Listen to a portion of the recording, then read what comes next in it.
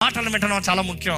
ఈరోజు అపవాది చేయగలిగింది చూడండి, ఈ సోషల్ మీడియా ద్వారా ప్రతి సేవకుడిని అవమానపరచాలి.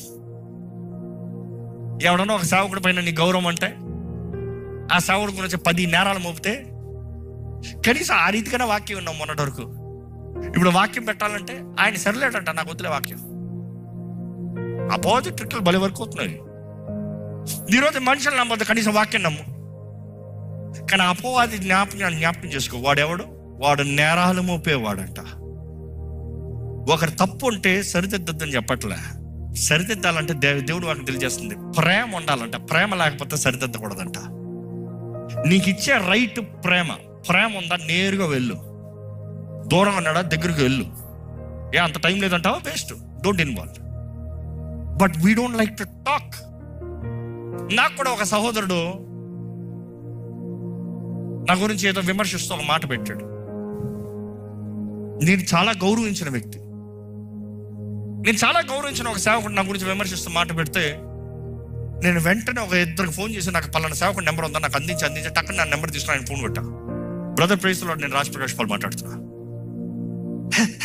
ఫోన్ కట్ చేస్తాడు. మళ్ళీ చేసా, ప్రేమతో మాట్లాడుతున్నానండి, మీరేదో నన్ను గురించి మనస్పర్ధం చేసుకున్నారు అనుకుంటా, ప్రేమతో మాట్లాడుతున్నా అంటే చెప్పు మీరు రాసిన దాని గురించి నేను అడగాలనుకుంటున్నా. ఒక 10 నిమిషాలు మాట్లాడేటప్పటికి ఆయన, బ్రదర్ సారీ అండి, ఎవరు అన్నదానికి నేను ఏదో తప్పుగా తీసుకున్నానండి అన్నా. Brother we are reachable, you can reach me. 2 నిమిషాల్లో నేను మీ నెంబర్ పట్టా. సేమ్ మ్యూచువల్ కాంటాక్ట్స్ మీకు ఉన్నారు, మీరు నా నెంబర్ పట్టచ్చు. ఏదైనా చెప్పగలిగితే ప్రేమతో నాతో చెప్పండి. ఇంకొక సహోదరుడు అయితే ఆయన ఏదో పోస్ట్ పెట్టాడు. ఇది అందరూ నాకు రంగంలో ఉన్నవారు. నేను వెంటనే ఆయన ఫోన్ కొడితే, sorry I'm so offended to answer you అన్నాడు. ఏంటంటే ఎక్కువ బాధపడుతున్నాడు అంత నాతో మాట్లాడుతాను. నన్ను బాధపడతానికి ఏమైనా అర్థం ఉంటుంది కదా, ఫస్ట్ ఫోన్ చేయంటే నేను ఫోన్ చేయను అన్నాడు. ఫోన్ చేస్తానికి ఇంట్రెస్ట్ లేదు కానీ పోస్ట్ పెడతానికి మాత్రం ఇంట్రెస్ట్ ఉంది. అబ్బా, మనుషులు చూడండి ఎట్లా ఉన్నారు. ఇది మనుషుడు బుద్ధి.